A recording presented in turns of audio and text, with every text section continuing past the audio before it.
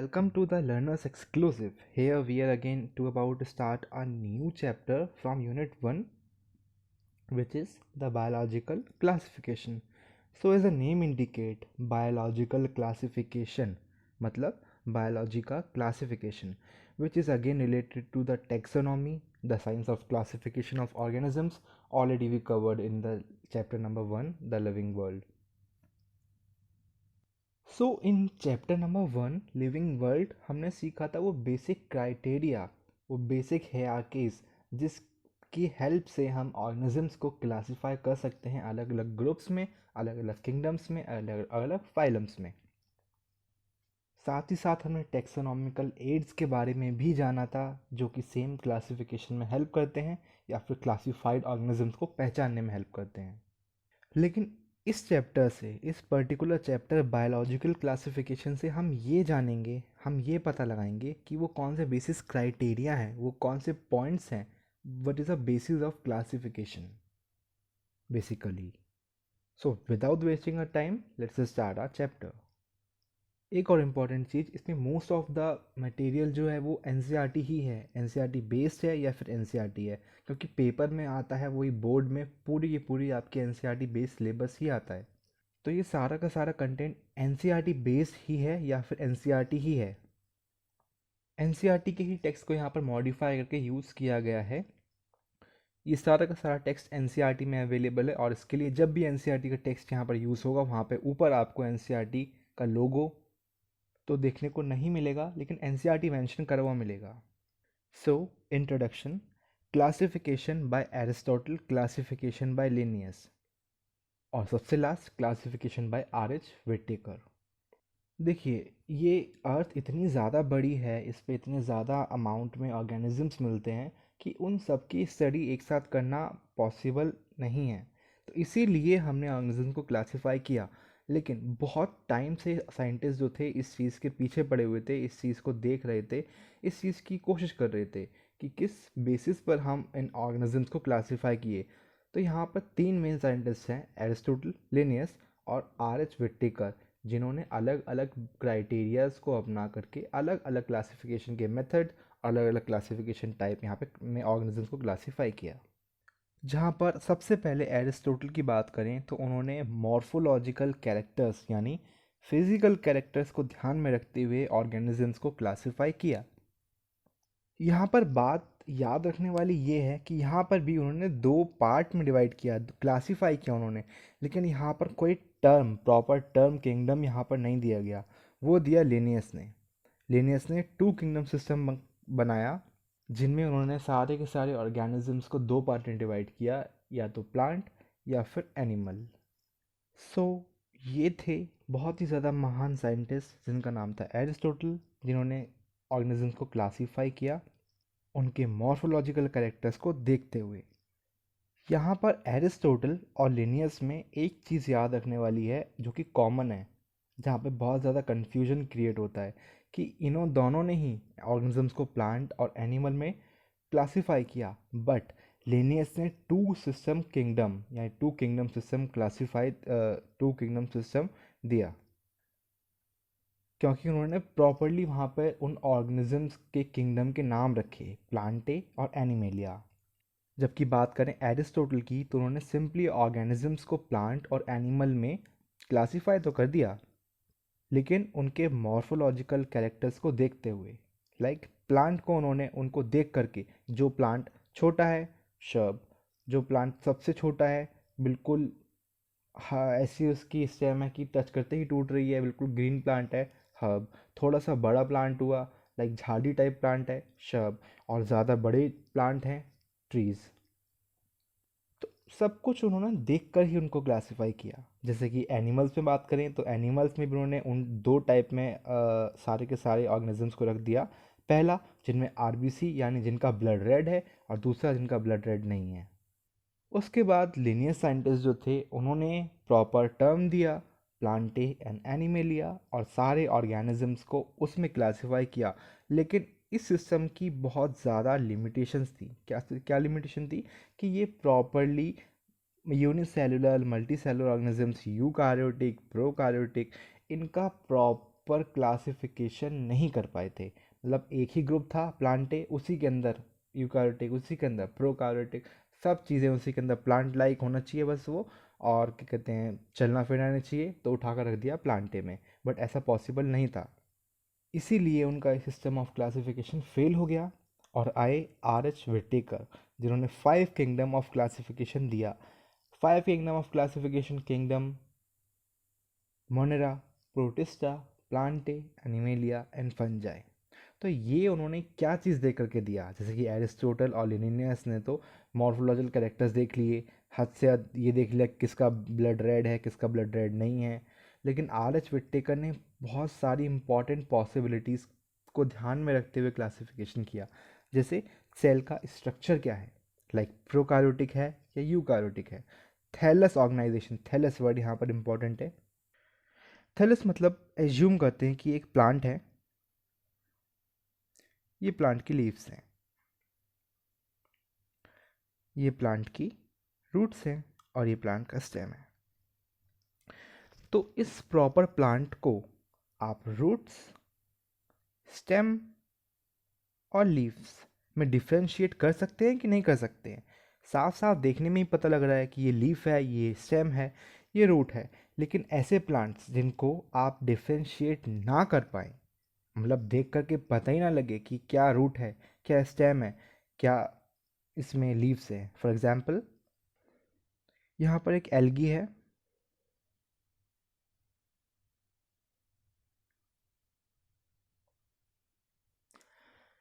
बताइए कहाँ लीफ है, कहाँ स्टेम है, कहाँ रूट है। हालांकि देखने में इसमें रूट लाइक स्ट्रक्चर देखने को मिल रहा है, लीफ लाइक स्ट्रक्चर देखने को मिल रहा है, पर वो प्रॉपर ट्रू लीफ नहीं है। तो ऐसे प्लांट्स जिनको आप रूट, लीफ और स्टेम में डिफ्रेंशिएट ना कर पाए, उसको बोलते हैं थैलस। यानी थैलस ऑर्गेनाइजेशन है इसमें, और इसमें प्लांट बॉडी वेल डिफ्रेंशिएटेड है।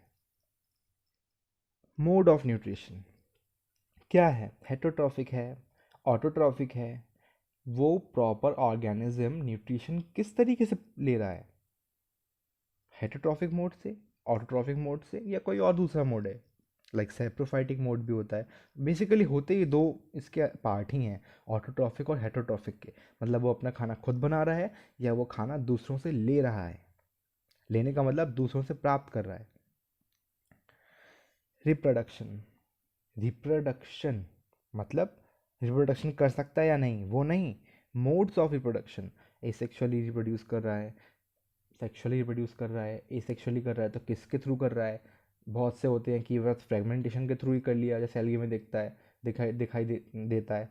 या फिर बहुत से होते हैं जो स्पोर्ट्स के थ्रू करते हैं, सेक्सुअली करते हैं, मैमल्स। तो इस तरीके से क्लासिफिकेशन किया गया। और सबसे इम्पॉर्टेंट, जो इनमें से किसी, बेसिकली अगर देखा जाए सेल स्ट्रक्चर एक तरीके का मॉर्फोलॉजिकल कैरेक्टर ही है, उसका कैसा दिखने में है। थैलस ऑर्गेनाइजेशन मॉर्फोलॉजिकल कैरेक्टर के दिखने में कैसा है।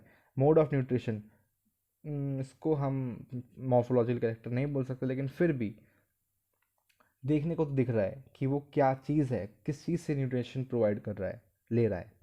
मोड ऑफ न्यूट्रिशन, रिप्रोडक्शन, लेकिन सबसे इम्पॉर्टेंट, जो इनमें से किसी भी साइंटिस्ट ने ना टर्म यूज़ किया ना उस पर ध्यान दिया, क्या, फाइलोजेनेटिक रिलेशनशिप।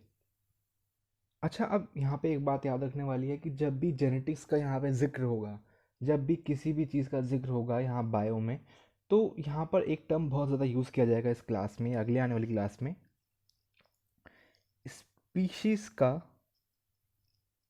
ट्रांसवर्स रिलेशन या फिर लॉन्गिट्यूडनल रिलेशन।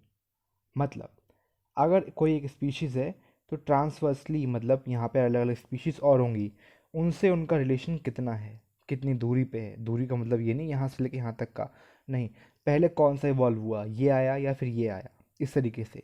या फिर लॉन्गिट्यूडनल रिलेशन, इन सब का एंसेस्टर कौन है। तो बेसिकली जेनेटिकली बात करी जा रही है यहाँ पे सब कुछ, ये इसका एंसेस्टर, उसका एंसेस्टर, ये स्पीशीज़ किससे ज़्यादा क्लोजली रिलेटेड है, या वगैरह वगैरह, जो कुछ भी है सब जेनेटिक्स से रिलेटेड है। तो इसको हम बोलते हैं phylogenetic relationship, evolutionary relationship, which is also been discussed in the first chapter. So R H Whittaker ने 1969 में 5 किंगडम ऑफ क्लासिफिकेशन को प्रोसेस किया, 5 किंगडम ऑफ क्लासिफिकेशन दिया, और जो कि था प्रोटिस्टा, मोनेरा, फंजाई, प्लांटे और एनिमेलिया। इनका मेन क्राइटेरिया था cell structure, body organisation, mode of nutrition, reproduction और फाइलोजेनिक रिलेशनशिप। सबसे ज़्यादा माना जाने वाला किंगडम है, क्लासिफिकेशन सिस्टम है 5 kingdom classification given by R H Whittaker. लेकिन इसके बाद भी एक साइंटिस्ट थे, कार्ल वूस, जिन्होंने मोनेरा, जो किंगडम मोनेरा था, उसको 2 पार्ट में डिवाइड करा। First is archaebacteria and another one is eubacteria. तो एक तरीके से देखें, आर्के बैक्टीरिया, यू बैक्टीरिया मिला करके बनाया Monera. Then Protista, Fungi, Plantae और एनिमेलिया, टोटल गिने तो हो गई 6। तो 6 किंगडम ऑफ क्लासिफिकेशन भी था, इसको दिया कार्ल वूज ने। यहाँ पर अर्लियर क्लासिफिकेशन की बात करें तो bacteria, blue green algae, fungi, moss, fern, gymnosperm and angiosperm, इन सब को प्लांट्स के अंदर द किंगडम प्लांटे के अंदर प्लेस किया गया। The character that unified this whole kingdom was that the organisms included had a cell wall in their cell। मतलब वही मॉर्फोलॉजिकल कैरेक्टर देखा गया कि जिनके पास भी सेल वॉल है उठाया और रख दिया प्लांटे के अंदर, जिनके पास सेल वॉल नहीं है, स्टेशनरी नहीं है, चलते फिरते हैं, उठाया और उठा कर रख दिया एनिमेलिया के अंदर। बाकी के कैरेक्टर्स नहीं देखे, बस यही चीज़ देख ली मॉर्फोलॉजिकल कैरेक्टर्स, और उनके बेसिस पे उठा करके उनको दोनों ग्रुप्स में डिवाइड कर दिया।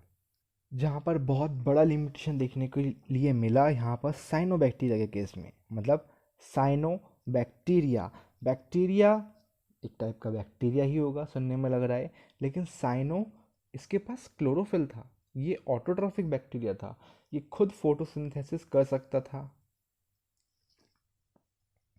यहाँ पर साइनोबैक्टीरिया को बहुत अलग अलग नाम से जाना जाता है, ब्लू ग्रीन एल्गे, साइनोबैक्टीरिया। तो ये नॉर्मल एल्गे से अलग क्यों था? मतलब जो नॉर्मल एल्गे है वो तो प्लांट के अंदर आ रहा है, तो इसमें ऐसा क्या था जो इसको प्लांट किंगडम से बाहर निकालना पड़ा? बेसिकली पहले तो इस चीज़ को, साइनोबैक्टीरिया को प्लांट किंगडम के अंदर ही इंक्लूड किया गया था। लेकिन अगर अभी का मॉडर्न वाला आप देखेंगे तो मॉडर्न क्लासिफिकेशन के अकॉर्डिंग ये प्रॉपर साइनोबैक्टीरिया उठा करके रख दिया गया है मोनेरा के अंदर। सिर्फ इसलिए नहीं कि इसके पीछे बैक्टीरिया लगा हुआ है तो ये बैक्टीरिया हो गया और मोनेरा में बैक्टीरिया आते हैं, बल्कि वजह थी इसका इंटरनल स्ट्रक्चर, जो कि था उसका सेल स्ट्रक्चर प्रोकार्योटिक है। जितने भी प्रोकार्योटिक सेल हैं उन सबको उठा करके किंगडम मोनेरा में रखा गया था और रखा गया है। भले ही वो प्लांट जैसे दिखता हो, भले ही वो फोटोसिंथेसिस करता हो, लेकिन मेन चीज़ थी स्ट्रक्चर प्रोकार्योटिक है, और प्रोकार्योटिक स्ट्रक्चर जाएगा सीधा मोनेरा किंगडम के अंदर। तो एक एग्जाम्पल तो ये हो गया साइनोबैक्टीरिया का। एक एग्जाम्पल और है यहाँ पर कैल्माइडोमोनास और स्पायरोगैरा का। दोनों की दोनों ही एल्गी हैं, दोनों के दोनों फोटोसिंथेटिक हैं। स्पायरोगैरा मल्टी सेलुलर है, कैल्माइडोमोनास यूनिसेलुलर है। साथ ही साथ कैल्माइडोमोनास के पास फ्लैजिला देखने को मिलेगा और ये मूव भी करेगा। तो इन दोनों को भी ग्रुप एल्गी के अंदर ही प्लेस किया गया था। The classification did not differentiate between the heterotrophic group fungi and autotrophic green plant, though they are also showed a characteristic difference in their wall comparison the fungi and the chitin।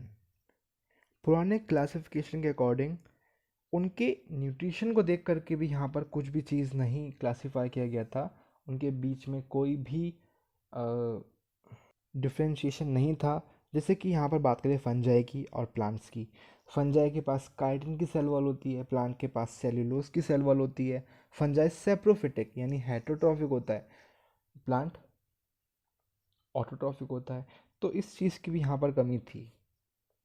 तो इसी वजह से fungi किसी से भी match नहीं कर रहा, बैक्टीरिया भी नहीं लग रहा, प्रोटिस्टा भी नहीं लग रहा, मतलब मल्टी सेलुलर भी है।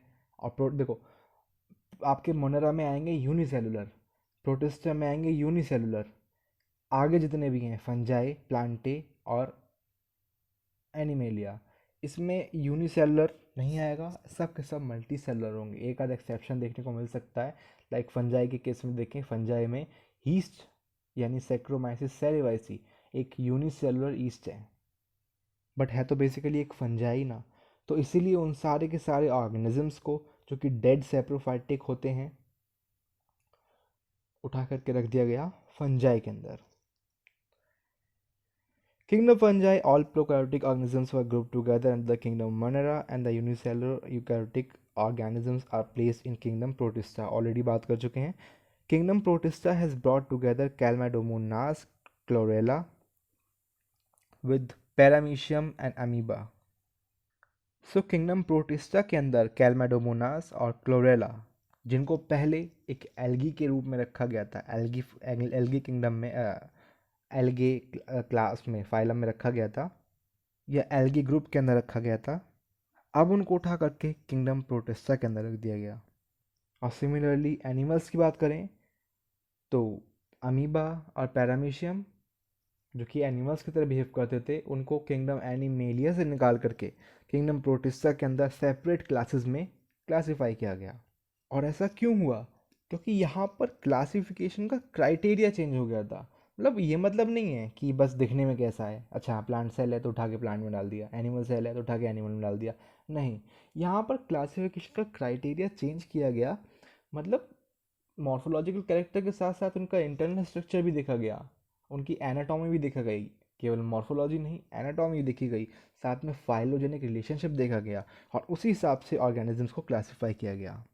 सो यहाँ पर हम ऐसा बोल सकते हैं कि नए वाला जो हमारा क्लासिफिकेशन सिस्टम था वो कौन से बेसिस पे किया गया? In this kind of changes will take place in the future to depending on the improvement on the understanding the characters and evolutionary relationship. Over time an attempt has been made to evolve a classification system which reflect not only the morphological characters, केवल morphological characters से मतलब नहीं था, physiological, reproductive similarities, phylogenetic relationship, मतलब उनका evolutionary relationship, इन सब चीज़ों पर डिपेंड करके यहाँ पर ऑर्गेनिजम्स को 5 किंगडम क्लासिफिकेशन में क्लासिफाई किया गया। सो एक बात और है यहाँ पर कि इस प्रॉपर चैप्टर बायोलॉजिकल क्लासिफिकेशन में यहाँ पर आप 3 किंगडम्स के बारे में पढ़ेंगे। कौन कौन सा? मोनेरा, प्रोटिस्टा और फंजाई। क्योंकि बाकी के जो 2 किंगडम बचे, प्लांटे और एनिमेलिया, ये प्रॉपर अलग चैप्टर हैं आपके, 3rd chapter and 4th chapter, the plant kingdom and last the animal kingdom. So ये इमेज है कैल्माडोमोनास की, जिसके पास फ्लैजिला होता है, वो मूव कर सकता है एक जगह से दूसरी जगह, इसी वजह से यूनिसेलुलर है, फ्लैजिलेटेड है, उठा कर रख दिया किंगडम प्रोटिस्टा के अंदर। सो फर्स्टली सबसे पहला किंगडम है किंगडम मोनेरा। मोनेरा की स्टडी करते हैं। Bacteria are the sole members of the kingdom Monera, मतलब सबसे ज़्यादा देखने को मिलेंगे यहाँ पर हमारे bacteria. They are the most abundant microorganisms. Bacteria occur almost everywhere. Hundreds of the bacteria are present in the handful of soil. मतलब बैक्टीरिया हर जगह देखने को मिलता है, अपने आसपास के एरिया में देख लो, मिट्टी उठाओगे उसमें भी 1000 से ज़्यादा बैक्टीरिया होंगे। ये बैक्टीरिया एक्सट्रीम से एक्सट्रीम हैबिटेट के अंदर रह सकता है, जैसे कि हॉट स्प्रिंग, डेजर्ट, स्नो, इतना ज़्यादा टेम्परेचर, इतना ज़्यादा कम टेम्परेचर, इतना ज़्यादा ज़्यादा टेम्परेचर, मॉडरेट टेम्परेचर, कहीं भी ये बैक्टीरिया आपका रह सकता है। So many of them live in और other organisms, parasites, bacteria group under the categories upon their shapes spherical. Basically organisms को यहाँ पर, यानी बैक्टीरिया ऑर्गेनिज्म जो है यहाँ पर कई टाइप के इनमें न्यूट्रिशन देखने को मिलता है, ऑटोट्रॉफिक, हेटेरोट्रॉफिक। साथ ही साथ इनको क्लासिफिकेशन करने के लिए इनका मॉर्फोलॉजिकल कैरेक्टर यूज़ किया गया, यानी कि वो दिखने में किस शेप के हैं। अगर मैं बोल रहा हूँ कि उनका मॉर्फोलॉजिकल कैरेक्टर यानी उनका शेप देखा गया तो एक मॉर्फोलॉजिकल कैरेक्टर है। अगर मैं बोलता कि उनके अंदर मिलने वाले पिगमेंट बोल लो, उनके बॉडी का सेल्यूलर सेल्यूलर कैरेक्टर बोल लो, या सेल वॉल का कैरेक्टर बोल लो, या बोले उनके बॉडी के अंदर मिलने वाले केमिकल्स के बेसिस पे अगर उनको क्लासीफाई करते तो वो हो जाते हैं उनके anatomical structures, anatomical classification, anatomical basis of classification. But यहाँ पे मॉर्फोलॉजी देख रहे हैं किसके शेप के होते हैं, और उन्हीं बेसिस पे हमने यहाँ पे ऑर्गेनिजम्स को, बैक्टीरिया ऑर्गेनिजम्स को क्लासीफाई किया है। सो देख लेते हैं, पहली शेप होती है यहाँ पर कोकस यानी cocci, Streptococcus pneumonia. Example Streptococcus, कोकस यहाँ पे स्फेरिकल शेप्ड होने वाला है। स्ट्रेप्टो वगैरह ये चीज़ें आगे देखेंगे। रॉड शेप्ड बैक्टीरिया को बोलेंगे bacilli. Example lactobacillus. Comma shaped विब्रियम, vibrio, या एग्जाम्पल विब्रियो कॉलरे। और स्पाइरल शेप्ड बैक्टीरिया ट्रिपोनीमा, बहुत ही ज़्यादा कॉमन बैक्टीरिया है। पूरा नाम ट्रिपोनीमा पैलिडियम, जो कि कॉज करता है एक एसटीडी, सेक्सुअली ट्रांसमिटेड डिजीज, साइफिल। सो यहाँ पर कुछ डिटेल स्टडी है बैक्टीरियाज के शेप के बारे में। सबसे फर्स्ट इमेज देखते हैं कोकस यानी कि स्फेरिकल। अगर सिंगल कोकस है तो बोलेंगे मोनोकोकस, या फिर बेसिकली ओनली कोकस। अगर दो स्फेरिकल शेप्ड बैक्टीरिया आपस में अटैच्ड हैं और दो की फॉर्म में है तो बोलेंगे डिप्लोकोकस। यहाँ पर ही इन दोनों की सेल वॉल अटैच्ड है बैक्टीरिया की, तब डिप्लोकोकाई। अगर ये डिप्लोकोकस बैक्टीरिया सेल वॉल से अटैच ना हो, इन दोनों के बीच में कोई सेल वॉल का अटैचमेंट नहीं है, लेकिन इन दोनों के ऊपर एक कैप्सूल का लेयर है, मतलब एक कैप्सूल के अंदर दो बैक्टीरिया हैं, तो बोलेंगे diplococcus encapsulated bacteria. Diplococcus ex capsulated bacteria आ गया आपका simple diplococcus. Ex capsulated, capsule से बाहर, एनकैप्सुलेटेड कैप्सूल के अंदर। साथ ही साथ अगर बैक्टीरिया की चेन है, कोकस बैक्टीरिया की चेन है, स्ट्रेप्टोकोकस, एग्जाम्पल स्ट्रेप्टोकोकस निमोनिया। अगर ये आपके अंगूर के गुच्छे की तरह अरेंज्ड है, मतलब इस तरीके से, स्टेफाइलोकोकस, चार हैं और सेल वॉल से ये सिंपल अटैच्ड हैं, एक दूसरे के सेल वॉल एक दूसरे को टच कर रही है। टेट्रेड, बट क्यूब शेप में है, मतलब यहाँ पर एक बैक्टीरिया, यहाँ पर एक बैक्टीरिया, यहाँ पर, और ये इस तरीके से अरेंज्ड है, तो बोलेंगे सार्सिना। बेसिलाई यानी रॉड शेप्ड बैक्टीरिया की बात करें, बेसिलस, कोकोबैसिलस, मतलब हल्का सा कोकस टाइप में होगा, स्फेरिकल और बेसिलस को मिला करके इस तरीके का बेसिलस। दो डिप्लोबैसिलाई, इस तरीके से कुछ स्ट्रक्चर देखने को मिलेगा, मतलब एक कोने से ही चेन टाइप समझ लो, लेकिन वो चेन जो है प्रॉपर चेन जैसा नहीं लग रहा है। Palisades, palisades basically. Streptococcus, strepto मतलब चेन, सो स्ट्रेप्टो मतलब चेन, और bacilli bacillus bacteria, rod shaped bacteria, so strepto bacilli, क्या कहते हैं, रॉड शेप्ड बैक्टीरिया की एक चेन। इधर की बात करें तो ये कुछ आपका काम का नहीं है यहाँ पर। Vibrio comma shaped, spiral, filamentous shaped, ये भी स्पाइरल। इसके अलावा भी बैक्टीरिया बहुत टाइप के होते हैं शेप में, like club type, club rod type, helical form, लेकिन वो चीज़ यहाँ पर डिस्कस नहीं करनी है। एनसीईआरटी के अकॉर्डिंग यहाँ पर बेसिकली चार टाइप के ही बैक्टीरिया देखने को मिलेंगे, विब्रो, स्पाइरलम, कोकस और बेसिलाई। सो बैक्टीरिया में भी तो ऐसे बैक्टीरिया होंगे जो कि सबसे पहले आए होंगे, तो ऐसे बैक्टीरिया जो सबसे पहले आए हों उन्हें बोलते हैं आर्के बैक्टीरिया, प्रोबैक्टीरिया, यानी सबसे पहले आने वाले बैक्टीरिया। ये बैक्टीरिया जो होते हैं ये हार्श से हार्श हैबिटेट में रह सकते हैं, उनके अकॉर्डिंग फेवरेबल कंडीशंस ना हो तब भी ये ग्रो कर सकते हैं। फॉर एग्जांपल यहाँ पे एक बैक्टीरिया है जिनको बोलते हैं हेलोफाइल्स, मतलब ये उस कंडीशन में रह सकते हैं जहाँ पर सॉल्ट का कंसंट्रेशन बहुत ज़्यादा है उस एरिया में। हॉट स्प्रिंग में रहने वाले bacteria thermo acidophil, thermo word यहाँ पर टेम्परेचर और एसिडोफिल पीएच, यानी एसिड वाला एरिया, साथ ही साथ टेम्परेचर भी हो और एसिड भी हो।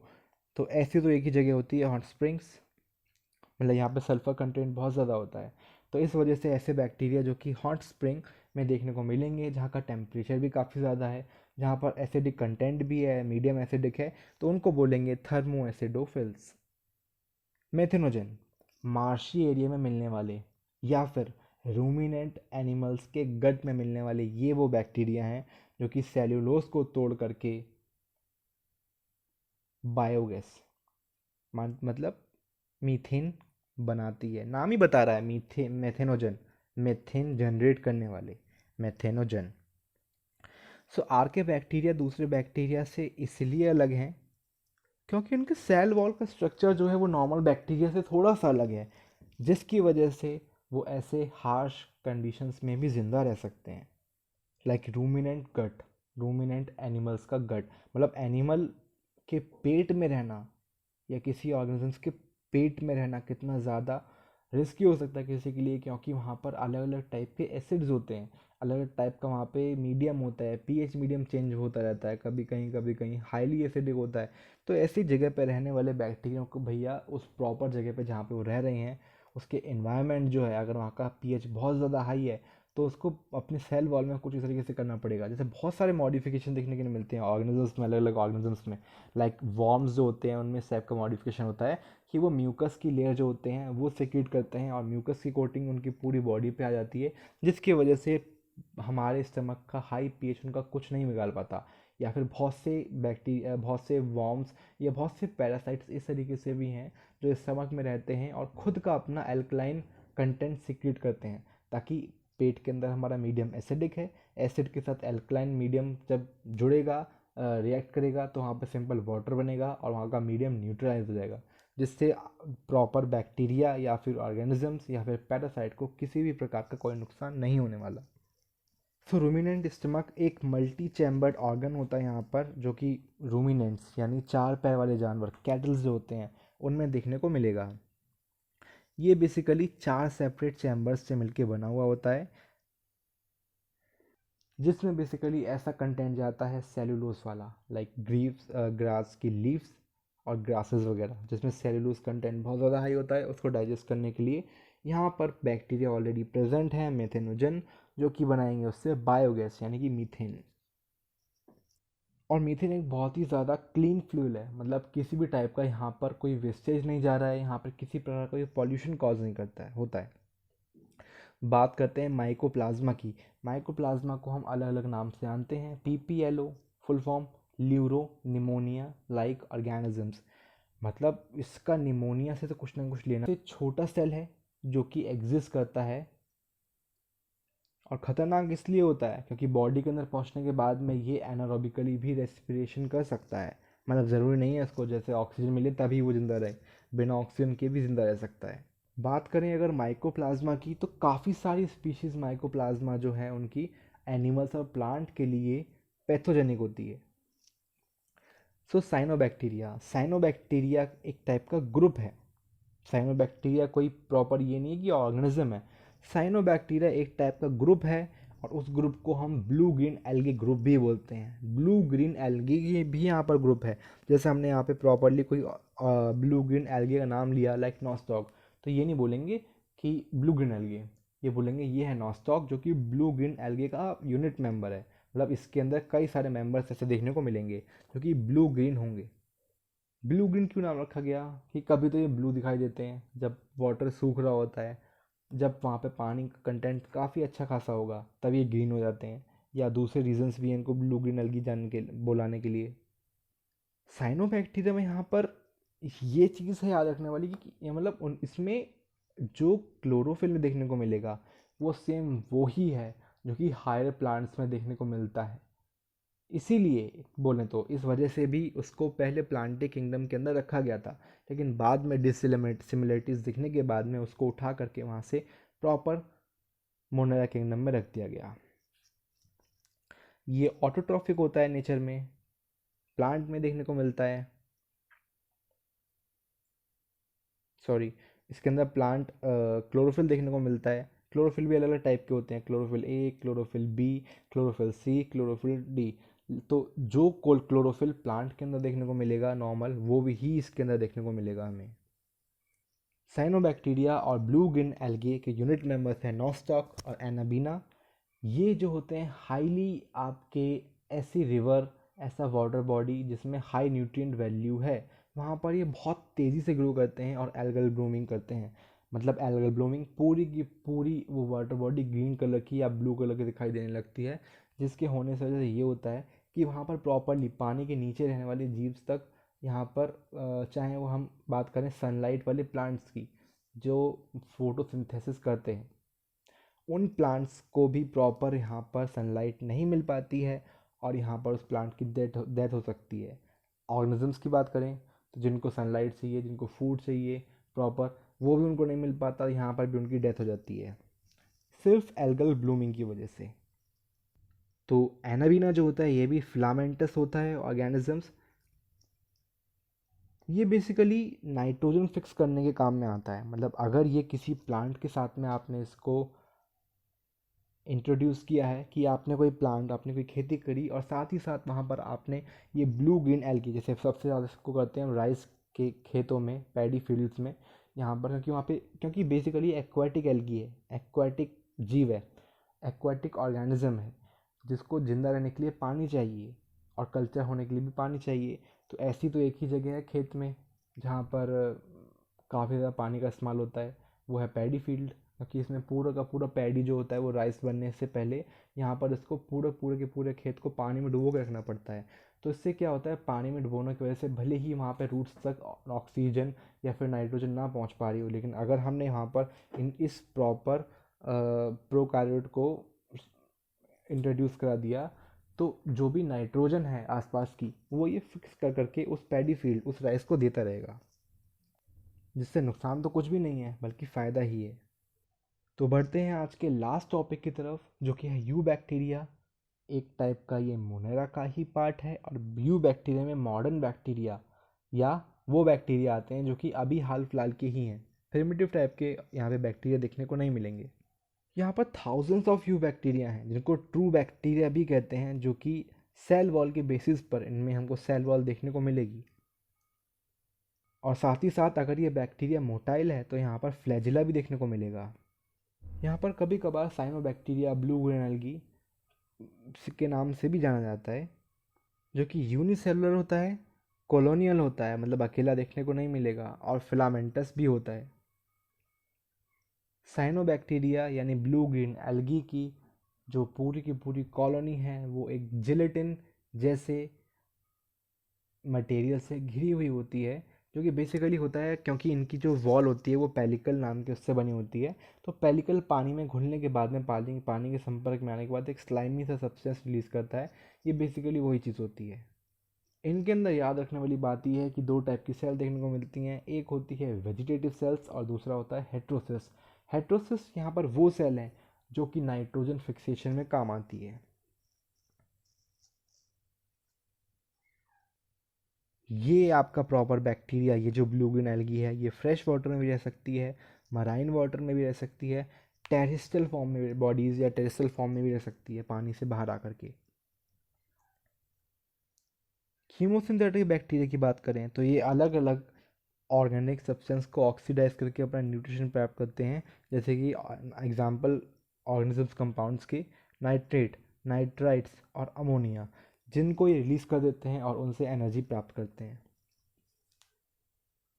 देखो वैसे तो माइक्रो ऑर्गेनिजम्स का, माइक्रोब्स का ह्यूमन पर कोई ज़्यादा असर नहीं पड़ता तब तक जब तक वो डायरेक्टली उनके संपर्क में नहीं आता है।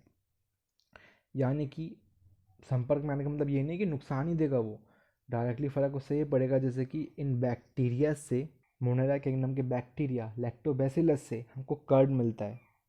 मतलब लैक्टोबैसिलस बैक्टीरिया ही ना हो अगर, तो दूध से कर्ड ही नहीं जम पाएगा, दही जो जमता है वो नहीं मिल पाएगा हमको। क्यों? लैक्टो, ये बेसिकली लैक्टो शुगर को फेड करता है। लैक्टोबैसिलस, बैसिलस यानी रॉड शेप का होता है और लैक्टो शुगर को फेड करता है। बेसिकली ये जो मिल्क का प्रोटीन है कैसिन, उसको ये कोगुलेट कर देता है, जमा देता है। इसी वजह से दही जो है वो जमा हुआ दिखता है। दही जमा हुआ लैक्टोबैसिलस की वजह से नहीं दिखता, क्योंकि उसके अंदर एसिड आ चुका है, इस वजह से नहीं दिखता, बल्कि उसका प्रोटीन कोगुलेट कर चुका है, उस वजह से दिखाई देता है वो दही इस फॉर्म में। साथ ही साथ बैक्टीरिया से और दूसरे काम भी ले जाते हैं, जैसे कि production of antibiotic, making curd from milk. साथ ही साथ नाइट्रोजन को लेग्यूम्स में फिक्स करना। लेग्यूम्स में यहाँ पर नाइट्रोजन की थोड़ी सी कमी होती है, तो यहाँ पे नाइट्रोजन को फिक्स कर करके ये प्रॉपर वहाँ के प्लांट्स और उनको देता रहता है। लेग्यूम, लेग्यूमिनस प्लांट यानी जितने भी आपके पल्सेस वाले प्लांट है, दाल वाले प्लांट है, यहाँ पर ये रूट्स में आपको राइजोबियम की फॉर्म में मिलेगा, जो कि बेसिकली एक सिम्बायोटिक एसोसिएशन है उस प्रॉपर प्लांट का इस साइनोबैक्टीरिया से या फिर ब्लू ग्रीन एल्गी से, या बात करें तो बेसिकली बैक्टीरिया से। इसमें से कुछ बैक्टीरिया पैथोजेनिक होते हैं, जो कि human beings, crops, farm animals और पेट को नुकसान दे सकते हैं, लाइक कॉलरा, टेट और डिजीज़ को हो सकते हैं, जैसे कि cholera, typhoid, tetanus, citrus canker. इसके अलावा कुछ बैक्टीरिया ऐसे हैं जो कि फ्रेंड्स होते हैं, एज अ फ्रेंड काम आते हैं, जो कि हेल्प करते हैं किसी प्रॉपर ऑर्गेनिजम्स की उनके अलग अलग काम में। बैक्टीरिया की बात करें तो बेसिकली इनका रिप्रोडक्शन जो होता है ये बेसिकली फिजन के द्वारा रिप्रोड्यूस करते हैं, और कभी कभार क्या होता है कि जब अनफेवरेबल कंडीशन आती है, ऐसा कंडीशन आए जहाँ पर ये रिप्रोड्यूस ना कर पाएँ, तो वहाँ पर ये स्पोर का जनरेशन करते हैं। साथ ही साथ ये सेक्सुअल रिप्रोडक्शन भी करते हैं कि एक सेल से अपना जेनेटिक मटेरियल उसको दे देते हैं, या फिर उसका जेनेटिक मटेरियल ले लेते हैं और उसके बाद में फ्यूज़ होगा वो जेनेटिक मटेरियल और उससे नया ऑर्गेनिज्म बनेगा। यहाँ पर प्रिमिटिव टाइप की डीएनए की बात करें, यानी प्रिमिटिव ऑर्गेनिज्म से मिलने वाले डीएनए की बात करें, तो आप उनको आसानी से एक से दूसरे में ट्रांसफ़र कर सकते हो। माइकोप्लाज्मा वो ऑर्गेनिजम्स हैं जिनके अंदर आपको सेल वॉल देखने को नहीं मिलेगी। ये सबसे छोटे सेल हैं पूरी की पूरी अर्थ पर, और ये बिना ऑक्सीजन के भी रह सकते हैं। सो बेसिकली आज हमने चैप्टर नंबर 2 बायोलॉजिकल क्लासिफिकेशन का फर्स्ट पार्ट कंप्लीट किया है, जिसमें हमने पढ़ा अब तक मोनारा को डिटेल में। कल हम पढ़ेंगे प्रोटिस्टा और fungi. So thank you all of you for joining me today and for listening this lecture so carefully and patiently. Goodbye, take care.